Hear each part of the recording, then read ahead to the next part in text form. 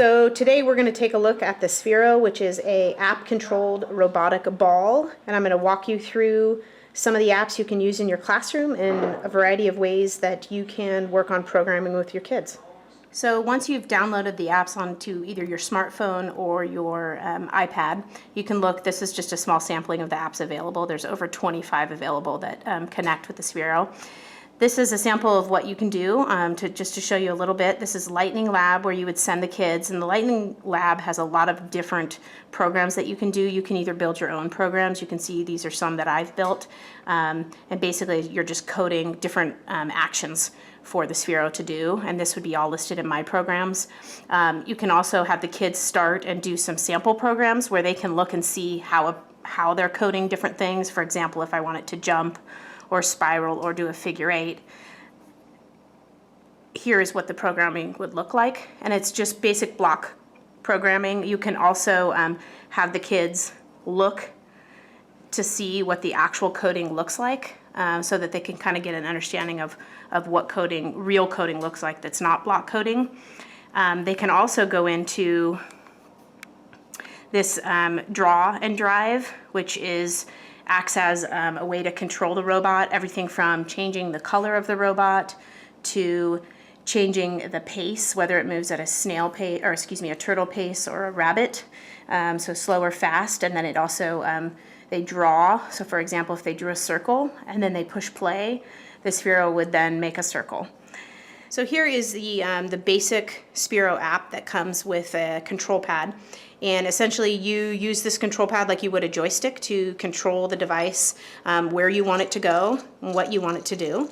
And there's a bunch of different functionalities here, speed, as well as setting the direction, linking it to your tablet or iPhone, how fast you want it to roll, and also colors. So you can see you can change colors, and you can also,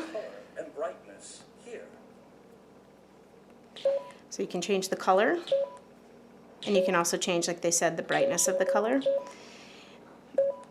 And you can also do that through the Lightning Lab as well. Okay, so this is what it looks like when you start a basic coding before anything has been put on. And you can see at the bottom here that we have actions, controls, variables, sensors, events, and functions. And the kids can start just with a basic action. They want it to roll. They would hold down the word roll and drag and drop that code. And then it's going to give them different, how many seconds they want it to roll for. We want it to roll for 2 seconds, and we want it to roll fairly fast. This would be the fastest and the slowest. And we want it to roll at a 90-degree angle. And then their coding is set. If they want it to change color, you can say set color, and you simply hold in the set color, drag and drop. And then you push on this, and it brings up the variety of colors, and you push on blue, say, you want it to turn blue. And then they want it to spin. They just hold, drag and drop, and they want it to spin at a certain degree. So they want it to spin 360 degrees, and they want it to do that for 3 seconds. And here it is executing the code that we just wrote.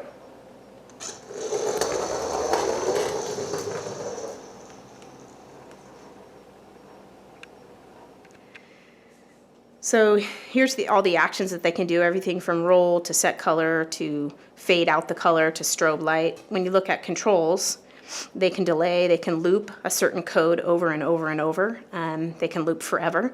They can also have if-then, so if it collides with another object, turn a certain color. Students can also use different operators as well as variables. And events, on collision, turn a certain color, on free fall, where if you throw it up in the air and catch it on land, those are things that it can do different things there as well. And then general functions that you can write.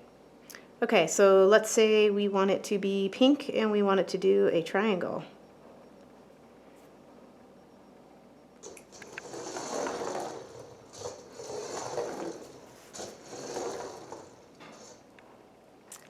So that's the Sphero ball, and shows you just a few of the possibilities of ways you can use it to teach coding and to get kids problem solving and just the kind of the beginnings of all the ways that you could use it in your classroom.